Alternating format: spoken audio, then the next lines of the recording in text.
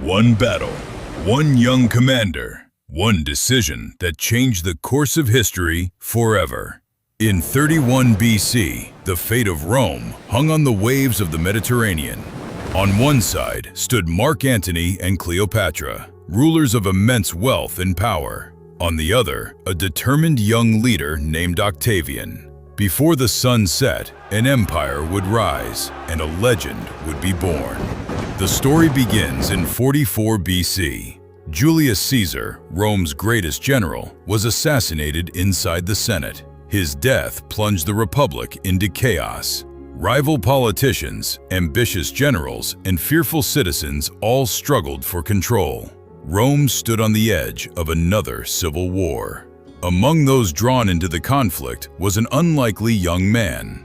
Gaius Octavius, only 18 years old, learned that Julius Caesar had named him his adopted son and legal heir. Few believed the quiet teenager could survive the dangerous world of Roman politics. But Octavian possessed something his enemies underestimated: patience. Instead of relying on strength alone, he built powerful alliances, earned the loyalty of Rome's veterans, and slowly outmaneuvered older, more experienced rivals. Every careful decision brought him one step closer to power. Meanwhile, Mark Antony had forged an alliance with Cleopatra VII, the brilliant Queen of Egypt. Together, they commanded enormous wealth, vast armies, and a formidable fleet. To many Romans, however, Antony seemed to be abandoning Rome in favor of an Eastern kingdom, giving Octavian the opportunity to turn public opinion against him.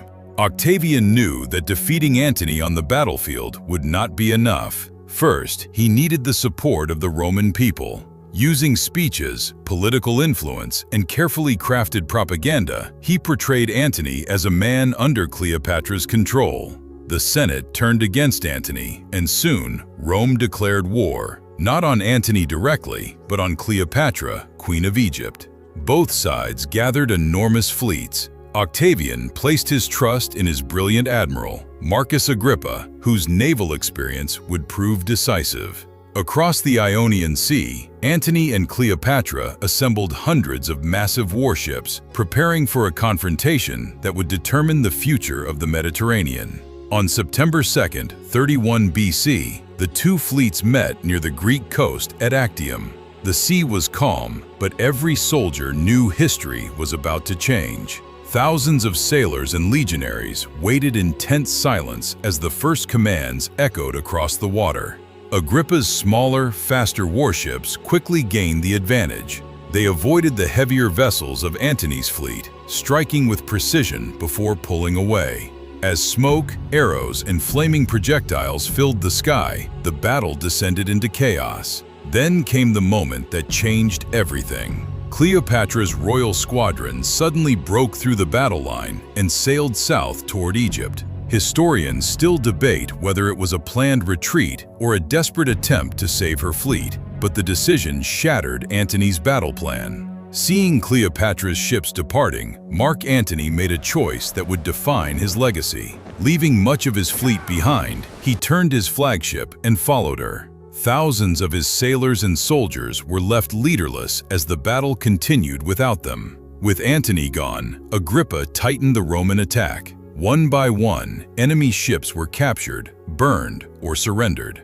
By sunset, Octavian had won one of the most decisive naval victories in history. The power of Antony and Cleopatra had been broken. The defeated leaders escaped to Alexandria, but their fate was sealed. Less than a year later, Octavian's armies entered Egypt. Mark Antony took his own life after believing Cleopatra had died. Soon afterward, Cleopatra also died, ending the rule of the Ptolemaic dynasty that had governed Egypt for nearly 3 centuries. For more amazing information, subscribe the channel.